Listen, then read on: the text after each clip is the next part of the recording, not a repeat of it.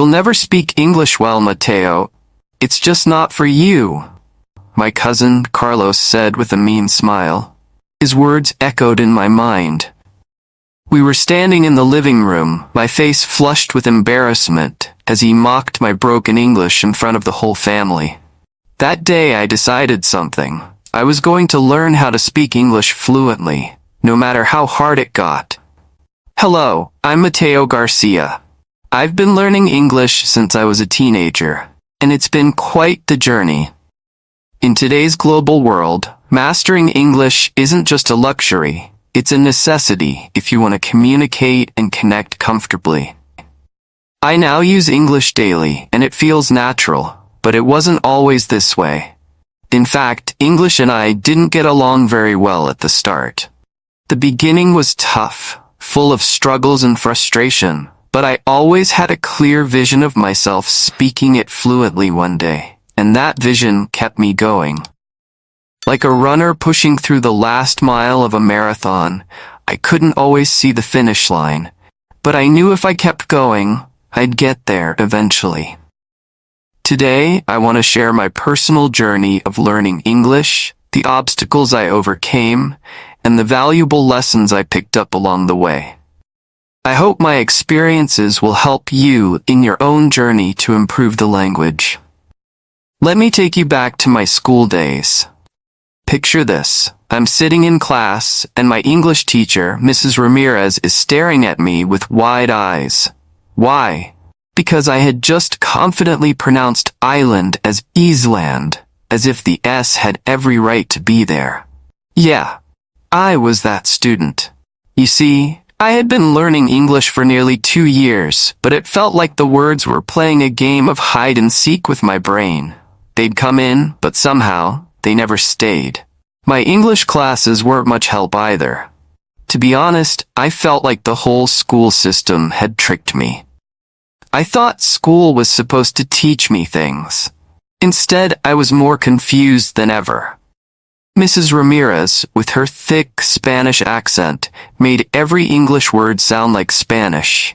And instead of practicing real conversations, we spent most of the time repeating boring grammar rules and reading texts that even she seemed to hate.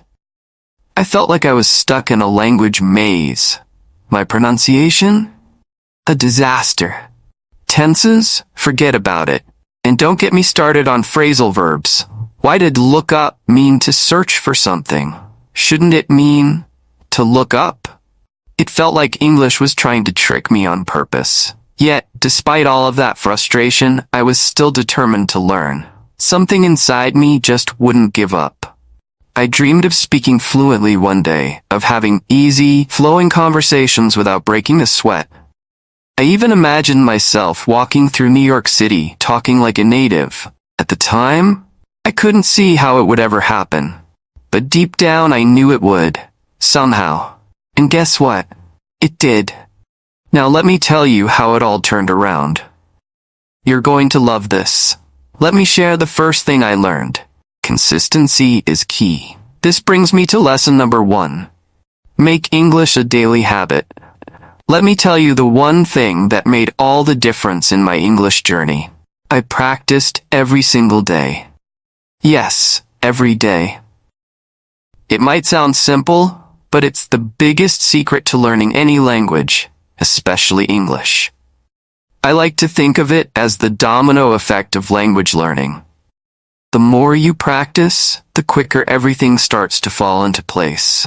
When I first started, I set aside just 30 minutes each day. That's it. I wasn't trying to become an expert overnight, but those 30 minutes added up fast. Imagine this. If you practice 30 minutes a day, by the end of the year, you'll have spent over 180 hours learning English. That's a lot of improvement. The trick is to stick with it.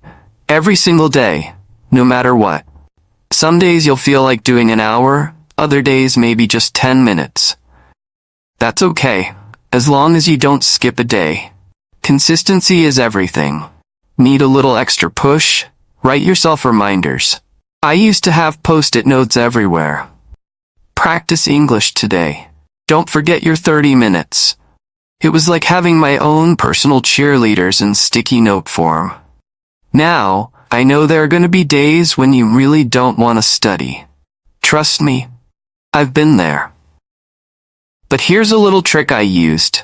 Just tell yourself to start for 2 minutes. That's it. 2 minutes. Once you get started, you'll find that it's a lot easier to keep going. Before you know it, you've finished your 30 minutes, and maybe even more. The hardest part is getting started. But once you make it a habit, you'll notice how much easier it becomes. Soon, you'll feel that progress building. And believe me, that's when things start to get exciting. Keep at it, and before you know it, you'll be speaking English with confidence. Lesson number 2. Get your pronunciation right from the day one. Ever had one of those moments when you confidently say a word in English, and then someone gives you that look? The one that says, "What did you just say?" Yeah, I've been there too. It's like the time I proudly asked for a bowl of soap instead of soup at a restaurant. The waiter paused and I realized I had made a mistake. A bubbly mistake. So, how do you avoid these awkward moments? Simple. Focus on pronunciation from day one. It might sound boring, but trust me, this is where the magic happens. I learned this the hard way when my American teacher, Mr. Parker, kindly pointed out that my version of comfortable sounded more like comfortable, and I was convinced salmon had an L that needed to be pronounced. Spoiler alert, it doesn't. Mr. Parker's advice was simple but life-changing. Start working on pronunciation right from the beginning. English pronunciation is like a tricky puzzle, especially for a native Spanish speaker like me. Words like thought, though, and tough look like they should sound the same, but trust me, they don't. And vowels don't even get me started. For the longest time, I thought ship and sheep were identical. But Mr. Parker wasn't going to let me off the hook. He made me read out loud, correct myself, and practice over and over. It was embarrassing at first. I mean, who likes hearing their own voice making mistakes? But the more I did it, the better I got. I even started talking to myself in English. Yes, I know that sounds weird, but it worked. The key, Mr. Parker said, was to choose an accent, whether American, British, or Australian, and stick with it. I picked American since that's what he spoke, and I made it my mission to sound as natural as possible. I mimicked every word, every sound, until it started to feel less like a foreign language and more like native. Over time, things started to click. Words I used to trip over became smoother. My pronunciation improved, and soon enough, I was sounding more like the fluent speaker I had always wanted to be. So here's my advice. Don't ignore pronunciation. Start working on it from the beginning. Pick an accent and stick with it. And don't be afraid to make mistakes. They're part of the journey. Before you know it, you'll be speaking with confidence, just like I did. Lesson number 3. Learn in a balanced way. Just like a plant needs water, sunlight, and care to grow, learning a language requires a balanced approach. A language needs 4 important skills to fully develop: reading, listening, speaking, and writing. Every one of these skills matters. When someone says they speak a foreign language, we often assume they can also read, write, and understand what's being said to them. But learning a new language doesn't work so perfectly. It's different from how we learned our first language. As babies, we first hear people talking, then we start saying words, and only later do we learn to read and write. With a new language, it's not always that smooth. You might get really good at one skill, but struggle with another. For example, you might be great at reading English, but when it comes to speaking, it's a whole different story. Or maybe you speak fluently, but still make mistakes when writing. It's like following a recipe. If you only focus on one ingredient, like adding too much salt and ignoring everything else, the dish won't taste right.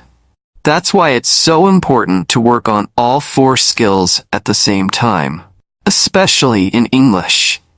English has tricky spelling and pronunciation, so if you don't practice reading and writing early on, it's easy to get confused.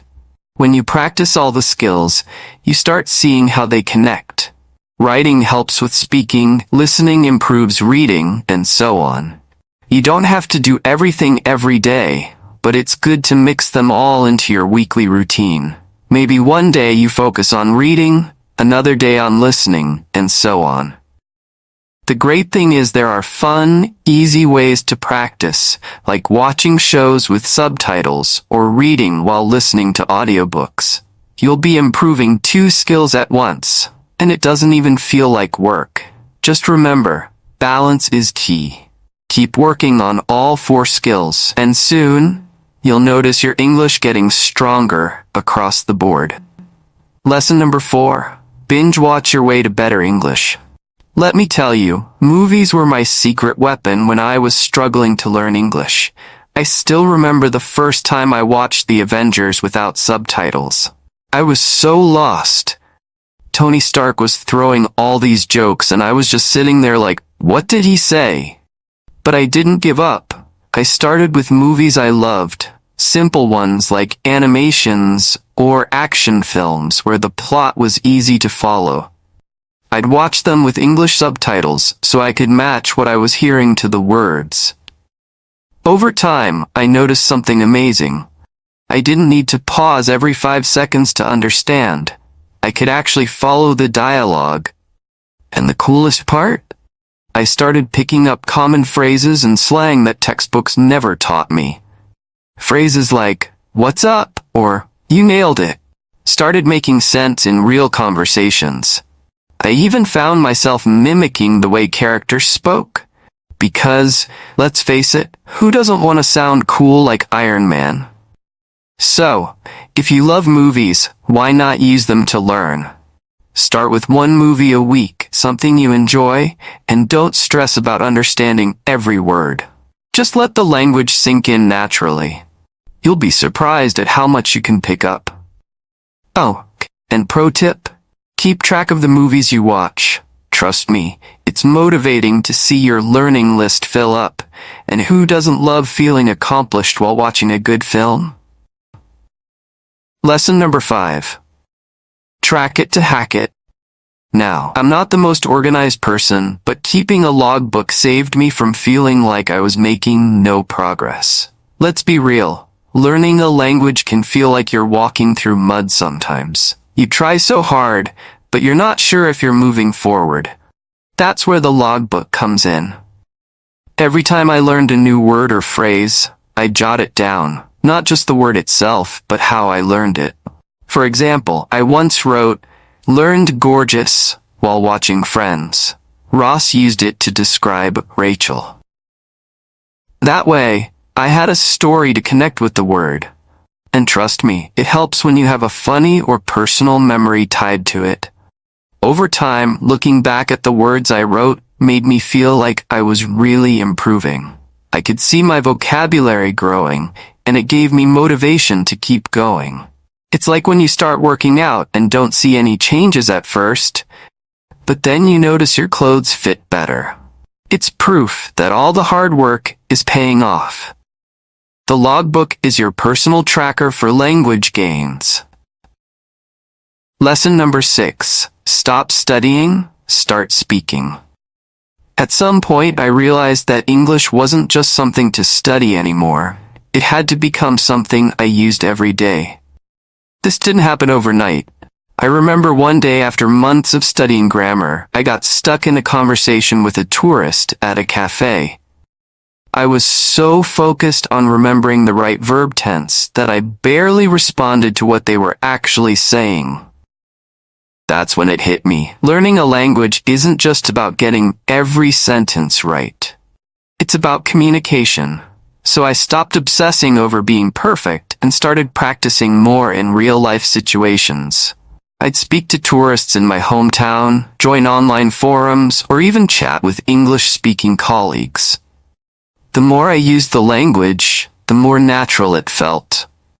I still remember the first time I gave a presentation at work in English.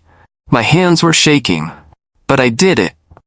After that, I realized that the more I put myself out there, the easier it got. It's like riding a bike. At first, you're wobbly and nervous, but once you get the hang of it, you just go. So, don't wait until you feel ready to use English. Start now. Whether it's talking to a friend or writing an email, just use it. The more you practice, the more it will feel like second nature. Lesson number 7. Grow your English with real connections. This one is a game changer. When I first started learning English, I mostly studied on my own, but it wasn't until I started making friends who spoke English that I really saw my skills improve. I met Mike, an American guy living in my city, and we clicked right away. Hanging out with him was like getting free English lessons, but in a fun way. We'd grab coffee, talk about football, movies, or whatever was going on, and through those conversations, I learned how people really speak. He'd laugh at some of my mistakes, but he'd also correct me, which helped me get better.